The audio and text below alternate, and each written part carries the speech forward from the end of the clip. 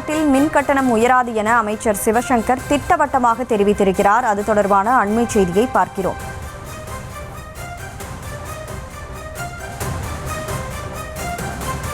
தமிழ்நாட்டில் மின் கட்டணம் உயராது என அமைச்சர் சிவசங்கர் திட்டவட்டமாக தெரிவித்திருக்கிறார். வீட்டு மின் கட்டணத்தில் எந்த உயர்வும் இல்லை எனவும் அமைச்சர் சிவசங்கர் தெளிவுபடுத்தியிருக்கிறார். முழு விவரங்களோடு செய்தியாளர் ராஜேஷ் இணைப்பில் இருக்கிறார். ராஜேஷ், அமைச்சர் சிவசங்கர் இது தொடர்பாக என்னென்ன விஷயங்களை குறிப்பிட்டிருக்கார்? வணக்கம்.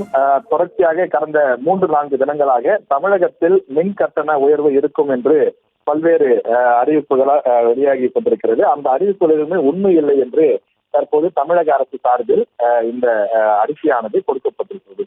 குறிப்பாக மின்சாரத்துறை அமைச்சர் சிவசங்கர் அவர்கள் ஒரு செய்தி குறிப்பை வெளியிட்டிருக்கிறார்.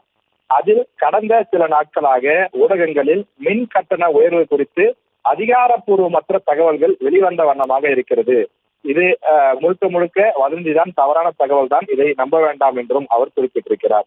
தற்சமயம் மின் கட்டண உயர்வு குறித்து எந்தவித ஆணையும் தமிழ்நாடு மின்சார ஒழுங்குமுறை ஆணையத்தால் வெளியிடப்படவில்லை என்றும், எனினும் ஒழுங்குமுறை ஆணையம் மின் கட்டணம் தொடர்பான ஆணை வழங்கிடும் போது அதனை நடைமுறைப்படுத்துகையில் வீட்டு மின் நுகர்வோர்களுக்கு எவ்வித மின் கட்டண உயர்வும் இருக்கக்கூடாது எனவும், தற்போது வழங்கப்படும் அனைத்து இலவச மின்சார சலுகைகளும் தொடர வேண்டும் என தமிழக முதலமைச்சர் அறிவுறுத்தியுள்ளதாக அவர் குறிப்பிட்டிருக்கிறார்.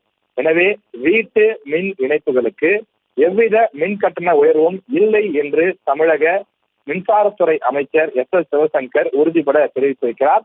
அதே நேரத்தில் வணிக நிறுவனங்களுக்கும் மின்கட்டண உயர்வு இருக்கும் என்று கடந்த 4-5 தினங்களாக தகவல்கள் வெளியாகி வரும் நிலையில் அது பற்றி அமைச்சர் தன்னுடைய அறிக்கையில் எதுவுமே குறிப்பிடவில்லை.